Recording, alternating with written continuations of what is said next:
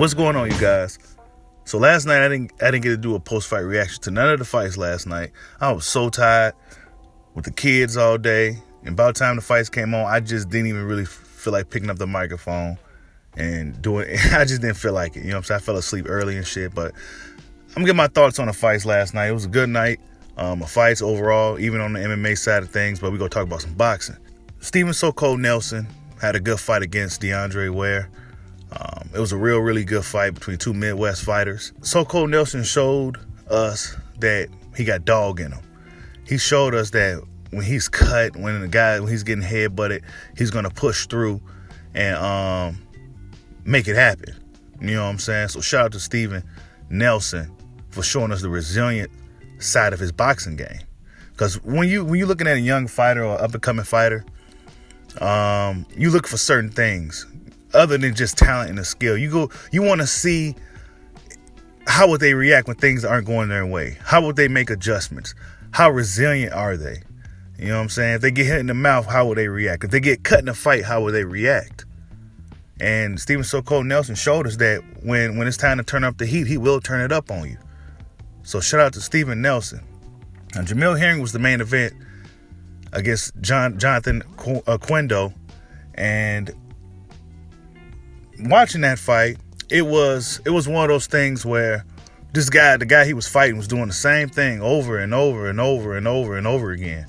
And Jamel Herring knocked him down with a beautiful uppercut. At one point, he timed it perfectly, caught the guy. He started, trying to catch him with the check, sweeping right hands, check right hooks. And a lot of the fans, right? And Jamel Herring is pretty in tune with some of the social platforms that I'm on. He's really, he mingles with the people. So I like Jamel Herring a lot.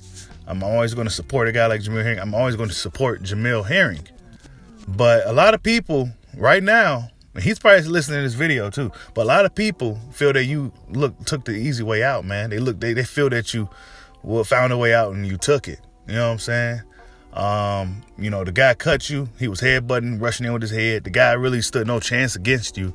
But a lot of people say that you didn't make the proper adjustments. You couldn't really fully make adjustments. You made some adjustments, but you didn't fully make adjustments, and the guy just kept doing the same thing. And you kind of, people felt you looked for a way out. Now, I missed probably like about last couple of rounds because I think I dozed off. So by the time I woke up, the fight was over and he was kind of holding his hand up and, they was doing the tallying up the scorecards, whatever the hell they was doing. So I'm like, oh shit, I kind of missed it. But when I went back on Facebook and looked at some of the reaction and I heard what Timothy Bradley and Andre Ward said, and I kind of agree.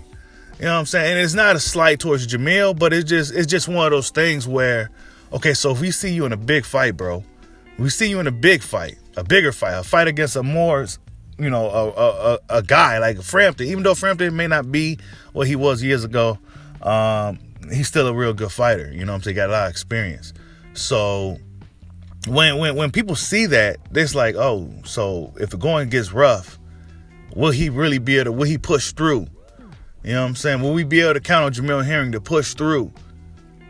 You know what I'm saying? Carl Frampton probably saw that and was like, oh shit, if I can get this guy cut or something, and I probably really do got somewhat of a chance. Because when he was standing next to Carl Frampton, I'm looking at it like, oh man, Frampton don't stand no chance against him. He's just too small. But now Frampton probably saw that and was like, man, if I can get something cracking, I could probably, I could test his heart, test his will.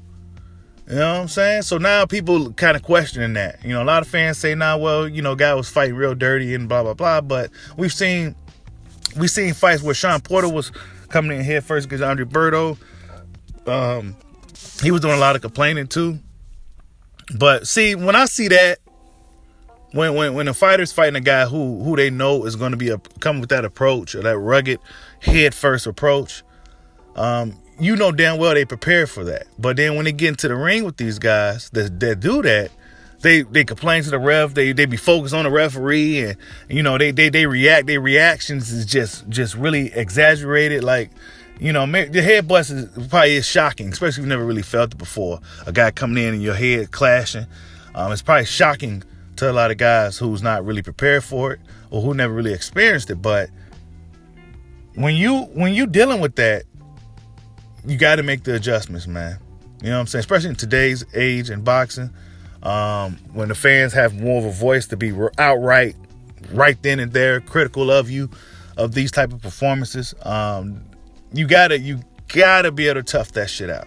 You gotta make the adjustment. Okay, this guy's coming in with his head. Just keep on popping him with the uppercut. Make sure time the uppercut perfectly. And he timed it up a few times the right way. But it seems to me like the guy didn't really have no other game plan other than coming forward with his head first. And then was a lot of clinching and a lot of holding. Tony Weeks had a lot of work to do last night. And I mean, it was a good fight though, but a lot of fans question Jamel Herring's heart now, man. You know what I'm saying? That's just what it is. There's no slight. I'm not sitting here throwing shade on him. I'm just, I missed the end part of the fight, but I'm going off of people's reactions. You know what I'm saying? I heard what Timothy Bradley said. You know what I'm saying? A lot of people don't like Timothy Bradley, but I like Timothy Bradley. Why? Because he's honest. You know what I'm saying? He speaks from his heart. Whether you agree with it or not, whether you like it or not, he speaks from his heart. And you need guys like that on a panel. You know what I'm saying? Andre Ward and Timothy Bradley is a good contrast. The commentating. Andre Ward might seem like he's better than Bradley at the commentating thing. Very well spoken and everything. It says all the right things at the right times.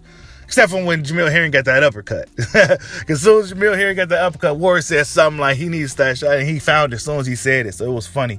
But I think the commentary was good. I like the honesty from both guys. Andre Ward felt that, he should have just toughed that out. You know what I'm saying? He felt he should have toughed it out. Ward said it too. You know what I'm saying? We all can't take shots at Bradley because he's a little bit more outspoken guy. Ward said it too. And I damn near agree as well.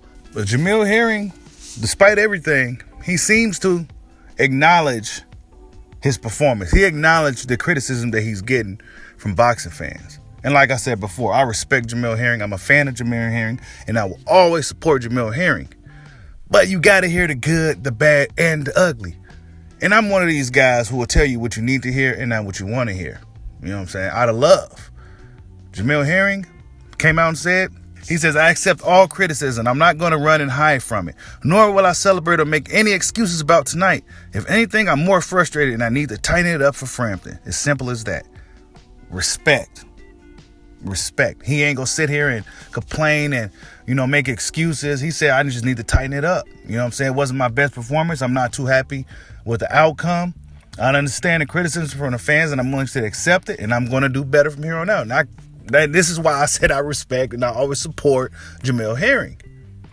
You know what I'm saying? Because he acknowledged that, the people may not have liked the way that ended. You know what I'm saying? I didn't like the way that ended. I got to tighten it up against Frampton. I got to tighten it up from here on out and show the world that I could really push through when things get tough. That's one thing you don't want to have to question about a fighter as a fan. You don't want to question the guy's heart.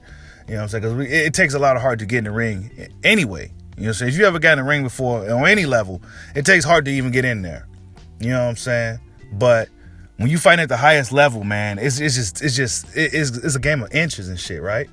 So I'm going to be paying attention to this. I'm going to see what Jamel Herring does from here on out. It's not like he lost the fight. I mean, it's not like the dude had anything for him or anything like that at all. If you didn't see the fight, it wasn't one of those situations to where, guy was just too much for him. He wasn't nothing for him at all. It was just his rugged, dirty approach. It was hard for Jamel it seemed like it was hard for him to fully make adjustments. And he got cut and, the way it is what it is. Respect to Jamel Herring. He's still the WBO 130-pound champion. Looking like Frampton may be next. We'll see how it plays out. Like, subscribe, hide your boy. Peace out.